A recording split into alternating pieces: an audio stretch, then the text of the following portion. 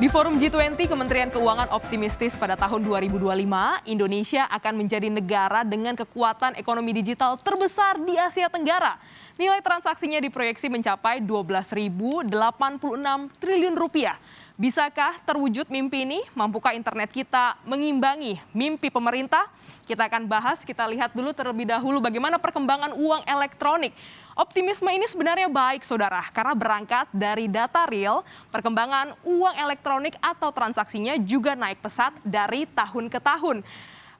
Kita lihat dari proyeksi data Bank Indonesia pada tahun lalu di 2021 ini naik sekitar 49,06% atau angkanya adalah menyundul di 305,4 triliun rupiah.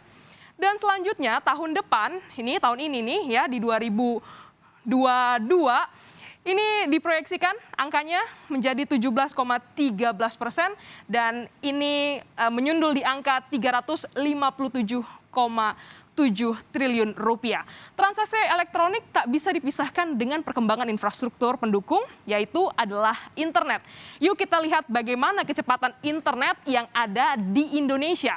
Berdasarkan data dari layanan pengukur kecepatan internet Speedtest Global Index, Indonesia, negara kita tercinta ini berada di urutan 115 dari 179 negara di dunia. Ini merupakan yang terendah di Asia Tenggara. Rinciannya, saudara, Indonesia hanya punya fixed broadband dengan kecepatan unduh adalah 20,20 Mbps dan juga kecepatan rata-rata untuk unggah adalah 8,58 Mbps. Tapi kita lihat dulu negara tetangga kita yang paling dekat, yaitu Singapura. Ternyata Singapura ini memiliki kecepatan unduh adalah 198 Mbps, 192 Mbps untuk kecepatan unduh dan untuk kecepatan unggahnya adalah 164 Mbps.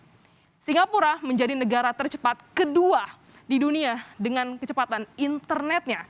Sederhananya nih saudara ya, kalau mendownload film di Singapura hanya dalam satu kedipan mata, ting, itu udah selesai begitu ya. Kalau di Indonesia ini harus kayak 5 kali, 6 kali, 7 kali kedipan mata baru selesai. Kesimpulannya, digitalisasi ngebut, internet ada di jalur lambat. Tapi sebenarnya apa sih yang menjadi penyebab internet kita tuh lambat? Ya, kenapa ya? Kita mungkin sering ngeluh ya, kalau ngerjain tugas, upload sesuatu, kok lambat sekali ya. Kita kenalan dulu dengan internet, jenis-jenis internet begitu ya yang ada di Indonesia. Ada dua, saudara, internet seluler dan juga fixed broadband. Tahu kan, kalau yang internet seluler ini kita sederhananya adalah, ingat brand-brand operator yang kita pakai, ada banyak-banyak macam ya. Ada merah, kuning, biru, dan lain-lainnya. Yang dipakai di ponsel kita atau di gawai kita. Itu, saudara, disebut dengan internet seluler. Kedua, ada yang namanya fixed broadband. Ini merupakan jaringan internet yang memanfaatkan jaringan fiber optik yang disediakan penyedia layanan Wi-Fi berbayar. Dari infrastruktur ini, kendalanya kenapa internet di Indonesia masih lambat? Internet seluler di Indonesia meskipun udah pakai jaringan generasi kelima atau 5G, tapi masih belum optimal nih kerjanya karena perluasan cakupan wilayah Indonesia yang begitu luas.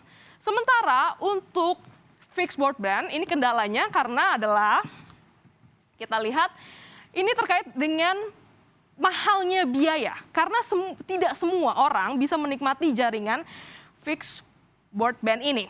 Terlebih lagi untuk Mbps yang digunakan. Semakin besar Mbps atau kecepatannya, makin mahal juga harganya.